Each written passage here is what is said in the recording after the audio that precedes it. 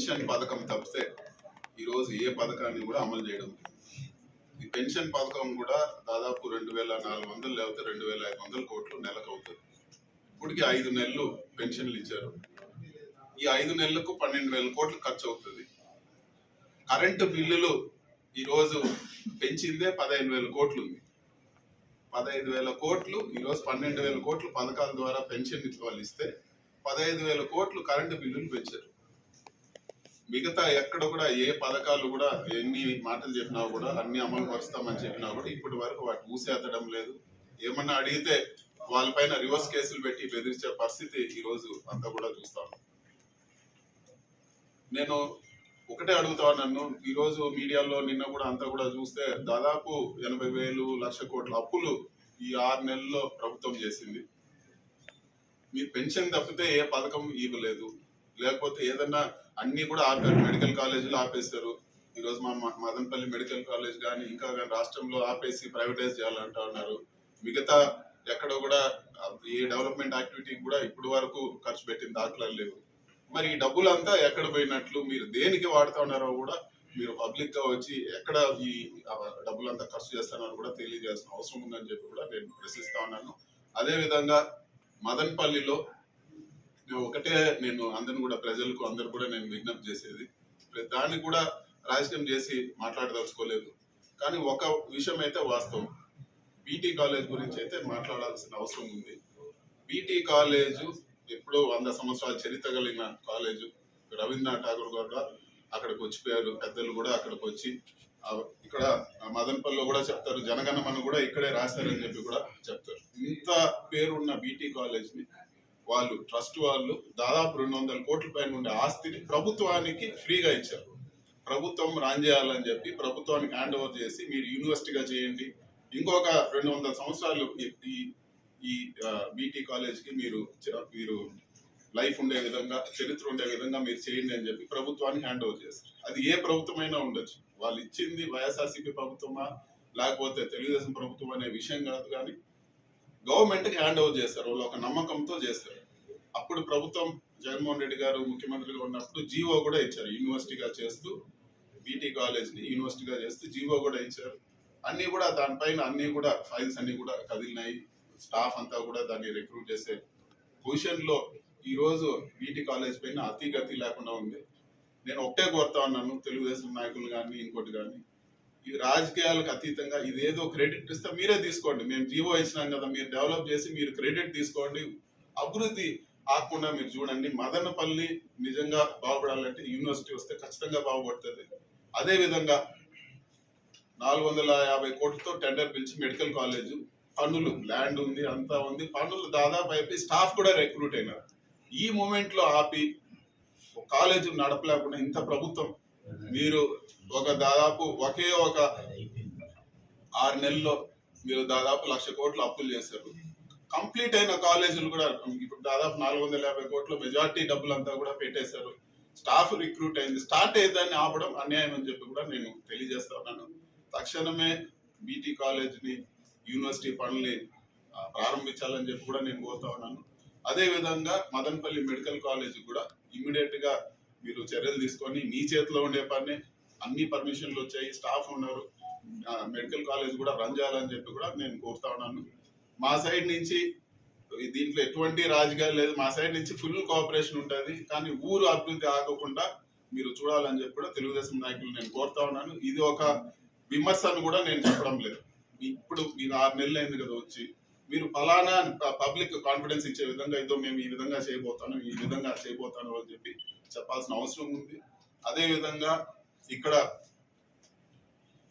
Water grid ఈ మధ్యలోనే cancel చేస్తారు. టెండర్ అయిన ప్రాజెక్ట్ ని క్యాన్సిల్ చేసి మళ్ళీ మేము పిలుస్తాం అది అని చెప్తా ఉన్నారు.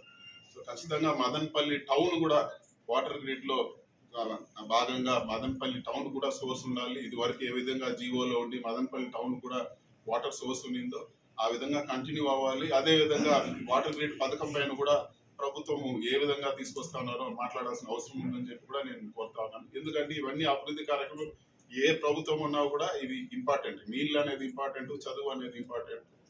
దీనిపైన తప్పకుండా ఉండే తెలుగుదేశం నాయకులు చర్యలు తీసుకోవాలని చెప్పి కూడా మేము కోరుతా ఉన్నాం.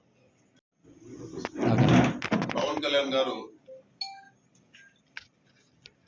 రాయచోటి నియోజకవర్గానికి వచ్చి ఎంపీడీఓ పైన దాడి జరిగిందని చెప్పి నానా రభస్ చేసి ప్రతి దాంట్లో కూడా కులం తీసుకొచ్చి ఒక ఎస్సీ ఆఫీసర్ పైన దాడి జరిగిందని చెప్పి ఆయన అక్కడ జరిగిన విషయాలు తెలియకనో లేకపోతే తెలిసినా కూడా తెలియని విధంగా ఆయన మాట్లాడటం జరిగింది.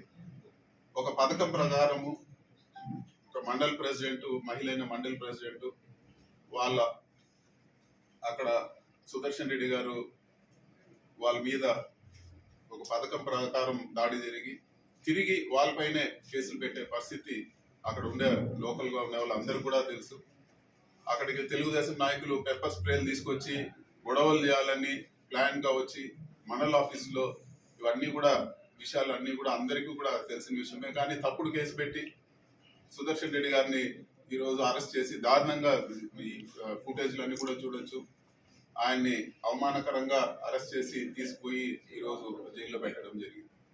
నేను ఒకటే అడుగుతున్నాను, కాకినాడ పార్లమెంట్ లో పవన్ కళ్యాణ్ గారి సొంత కాకినాడ పార్లమెంట్ లో వాళ్ళ జనసేన ఎమ్మెల్యే పబ్లిక్ గా ఒక దళిత ప్రొఫెసర్ ని కొడితే ఎక్కడన్నా మీరు చర్యలు తీసుకున్నారా? స్టూడెంట్స్ అందరూ తిరగబడి పెద్ద ఇష్యూ అయితే కేవలం చిన్న మాట సారీ చెప్పినట్టు చెప్పించి ఆ ఇష్యూ క్లోజ్ చేశారు. ఆ రోజు ఈ పౌరుషం ఏమైంది, ఇంత అక్కర ఏమైందని చెప్పి కూడా నేను పవన్ కళ్యాణ్ గారిని అడుగుతా ఉన్నాను. న్యాయం అందరికీ ఒకలాగానే ఉండాలి. అదే విధంగా తిరుపతిలో కూడా జనసేన ఎమ్మెల్యే ఉన్నారు, అక్కడ కూడా కూటమి నాయకులు ఒక దళిత ప్రొఫెసర్ పైన దాడి చేస్తే ఎక్కడ ఒక ఖండన కూడా లేదు. అంతెందుకు ఆయన సొంతం పిఠాపురం నియోజకవర్గంలో ఒక మహిళ పైన అఘాయిత్యం జరిగితే ఆయన ఏం స్పందించారు? వాళ్ళని ఇక్కడ మాట్లాడినట్లు ఆ రోజు ఎందుకు మాట్లాడలేదు? మహిళలకు రక్షణగా ఉంటాయని చెప్పిన ఆయన ఈరోజు ఇన్ని మానభంగాలు, ఇన్ని మహిళల పైన అకృతాలు జరుగుతూ ఉంటే ఎక్కడన్నా ఏమన్నా మాట్లాడారా? పైపెచ్చి అది హోమ్ మినిస్టర్ సబ్జెక్ట్ అని చెప్పి ఒక డిప్యూటీ సీఎం గా ఉండి ముఖ్యమంత్రి పవర్స్ ఆయనకు ఉండి ఆ వేరే వాళ్ళ పైన నాకు సంబంధం లేదు, వేరే వాళ్ళు చూసారని చెప్పడం సరైన పద్ధతి కాదు. కేవలం రాజకీయాల కోసం ఇలాంటి ఆరోపణలు చేయడం కరెక్ట్ కాదని చెప్పి కూడా నేను తెలియజేస్తా ఉన్నాను. అదే విధంగా ఈ సుదర్శన్ రెడ్డి గారు ఆయన గతం కూడా మీరు చూసుకోవాలని కూడా నేను చెప్తా ఉన్నాను. ఒక మంచి లాయర్, ఆయనకి ఎక్కడ కూడా ఈ గొడవలు చేసిన చరిత్ర కానీ ఇంకోటి కానీ ఎక్కడ లేదు. ఒక అన్యాయమైన కేసు పెట్టారని చెప్పి కూడా నేను తెలియజేస్తాను. ఖచ్చితంగా న్యాయం కోసం మేము పోరాటం చేస్తాము, ఆయన్ని త్వరగా విడిపించుకునేదానికి అన్ని ప్రయత్నాలు చేస్తామని చెప్పి కూడా నేను తెలియజేస్తాను. అంటే దాడిని మీరు సమర్థిస్తున్నారన్నా?